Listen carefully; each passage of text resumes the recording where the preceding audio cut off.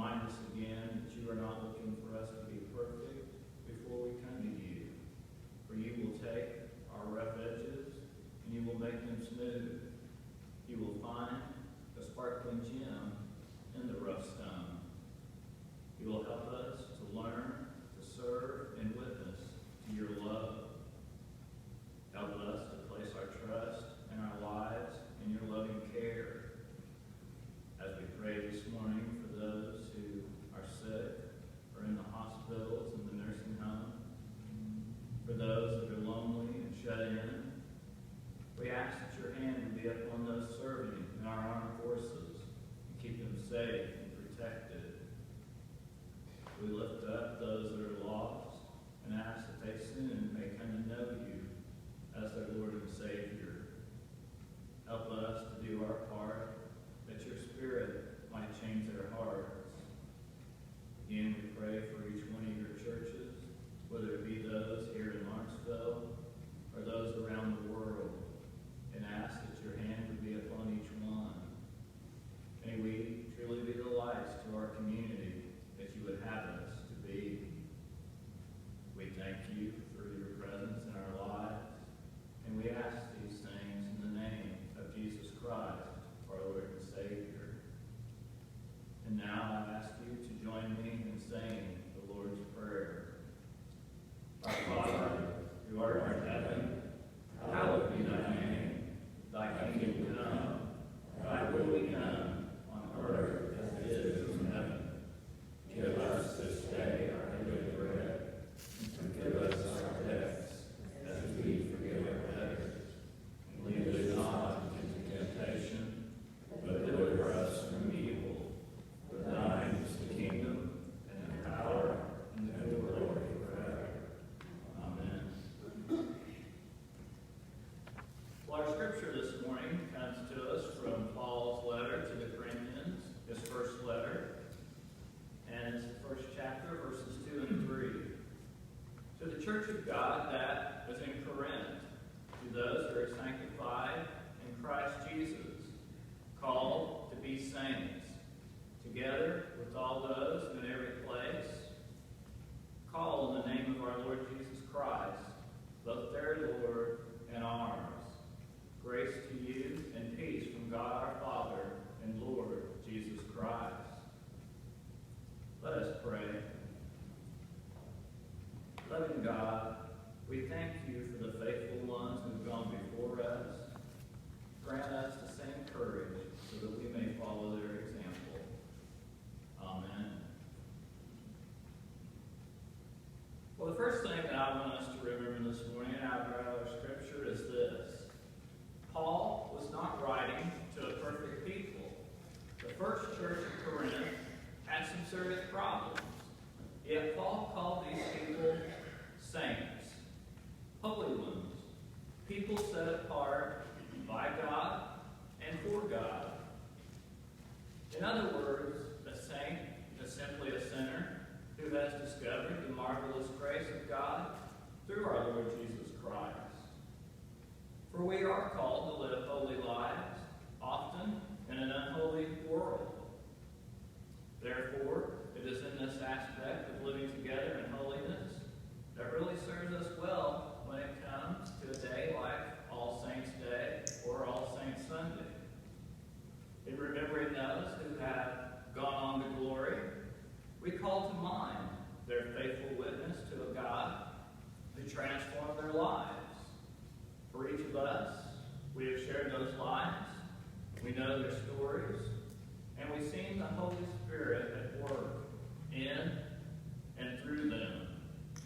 Of course, I'm not just referring to those that we have lost in the past year here at our church.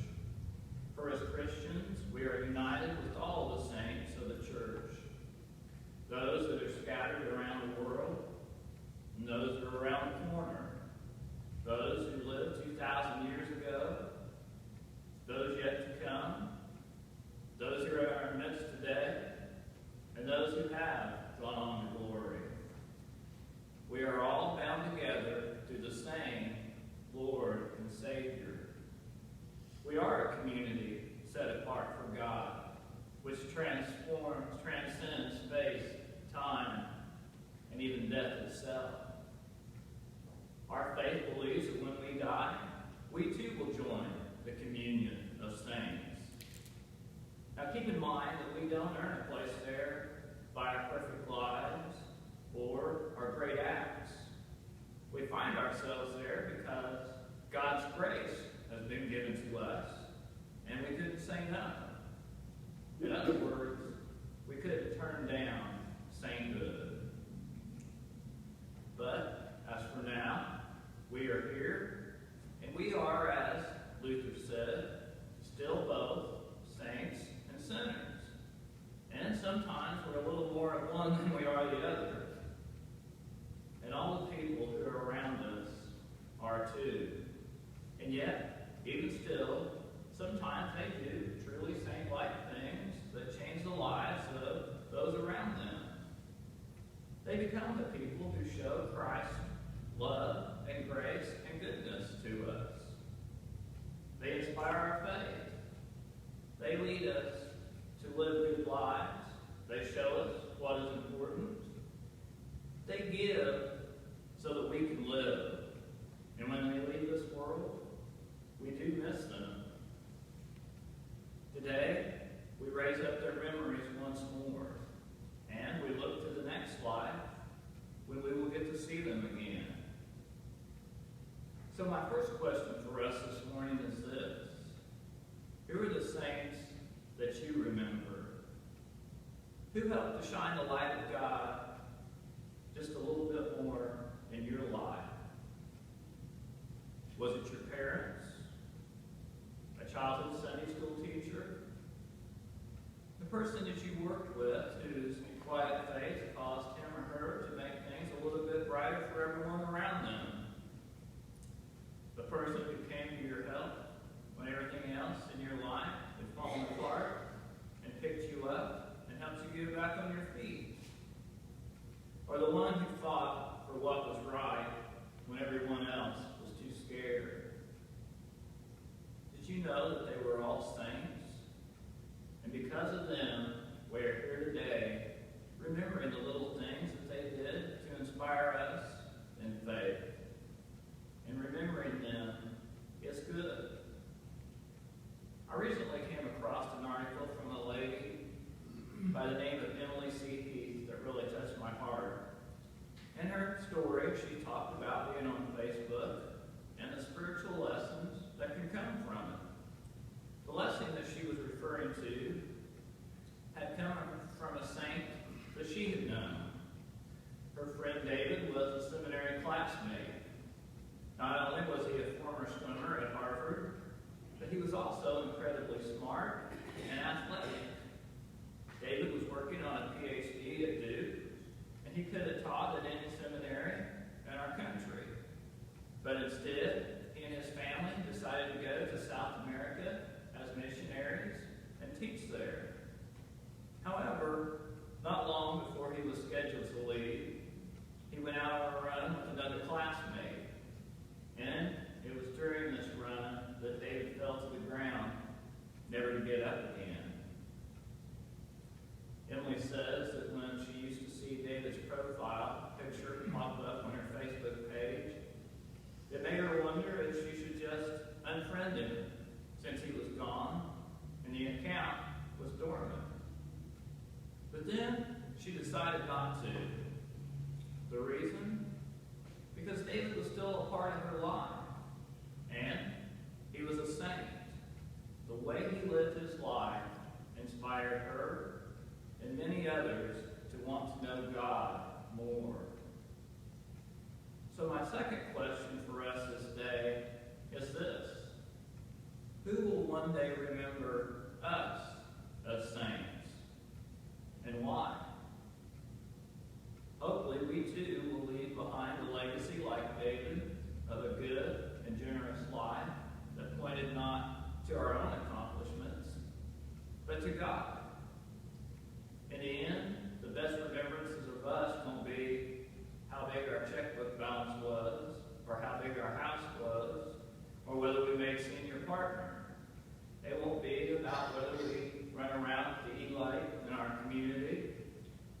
be about how much stuff that we accumulated throughout our lives. Instead, it'll be about how much we gave. The ones who will remember our generosity first will be the ones that remember our love for them. They will remember our friendship, the ways that we took what we had and used it to help others. They'll remember the ways that we were concerned for them than we were about ourselves, about how we used what we had and did not, and instead of giving it away, we held, They'll remember the ways we concerned ourselves more with giving what we had away rather than holding on to what we wanted to keep for ourselves. That's just human nature to want to say that, because being truly human, I sometimes want to hold on to things. In the end, there is no clearer indication that God's grace is at work in us and through our willingness to serve the needs of others before our own wants. We don't give so that we will get something in return.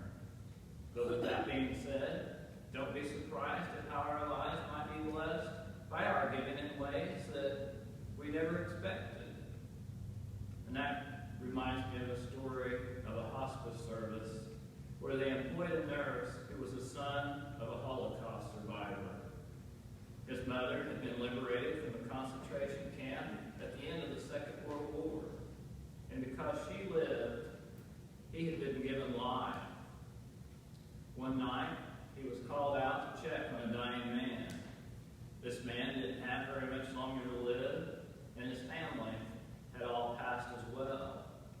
He was all alone. This nurse was going to go and take care of him and then leave for the night. When he noticed that the man had served in a certain army unit during World War II. Would you believe it was the same unit that had liberated his mother's camp? For the rest of the night, until the man died, the nurse stayed with him. The man who would have died to save the life of a woman that he had never met was now being kept watch over by a son whose life was made possible because of what the young soldier had given. We may never know exactly what our legacy will be, and we may never know how it will bless us in the most unexpected ways. In a few minutes, we will be taking part in Holy Communion. And one of the things that is most incredible to me about this sacrament is that it binds us not only to God, but to one another, and to the whole communion of saints. When we come to this table, we sit here not just with each other, but with the believers of all times and places who are now saints. The saints we have known are here with those of us would-be saints. And this has been taking place in this building, if I done the math right, for almost 95 years. And I pray I got the math right, because Miss Nancy will let me know if I didn't. And before that, it took place in what was called the Temple of Beauty. And before that, it was happening in other buildings and places in our town since 1833, when God used a pioneer preacher by the name of Marie Starr Trimble to get it all started. The ones who sat in these pews, as well as the pews of every previous building, and who left a church here for us, they are here too. And long after we are gone, and everything we know is gone, that communion of saints will remain, and hopefully we too will be a part of it. It's the only permanent thing that we can ever hope for.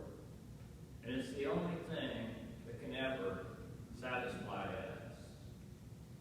Now, when we have our quiet time during communion this morning, I would like for each of us to use those precious moments to name in our hearts those who have been saints to us.